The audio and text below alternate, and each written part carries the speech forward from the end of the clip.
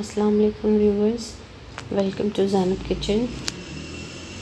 Chicken and potato cutlets के part 2 के साथ मैं आपकी खिदमत में हाजिर हूँ। और सबसे पहले इसके लिए आपको चाहिए ऑयल।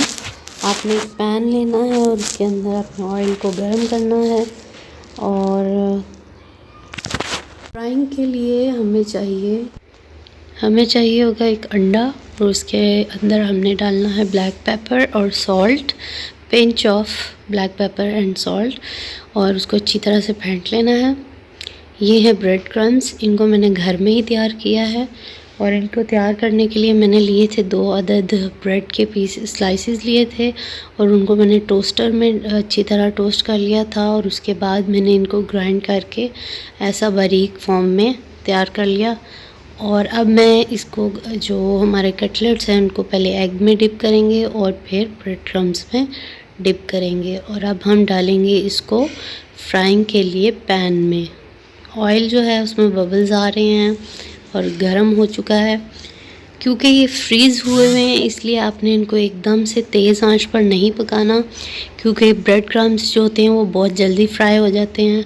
आपने इनको धीमी आंच पर स्टार्ट में बनाना है, ताकि जो फ्रीजिंग इसका है वो ज़रा मेल्ट हो जाए और ये नरम हो जाए और अच्छी तरीके से ये सिक जाए। और पहले इसकी वन साइड को आपने अच्छी तरह से फ्राई होने देना है और चेक करते रहना है कि आया ये इसकी जो आइस है वो मेल्ट हुई है कि नहीं हुई। उसका भी आपको पता चल जाएगा जब आप नाइफ़ के साथ इसको सेंटर में से चेक करेंगे बिल्कुल लाइटली, तो आपको पता चलेगा कि मेल्ट होना स्टार्ट हो गई है इसकी आइस। और उसके बाद पहले एक साइड से इसको फ्राई करेंगे और फिर दूसरी साइड से फ्राई करेंगे। फ्राइंग पैन में एक टाइम में जितने आ सके हों आप उसको डाल लीजिए। मुझे ज़रा ऑयल कम लग रहा है तो मैं थोड़ा सा ऑयल और ऐड करूँगी।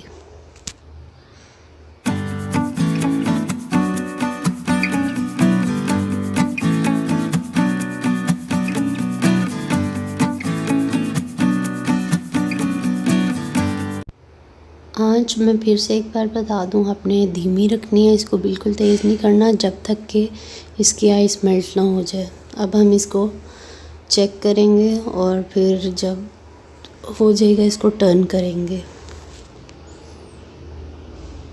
देखें ये एक साइड से हो चुका है और अब हम दूसरी साइड से करेंगे।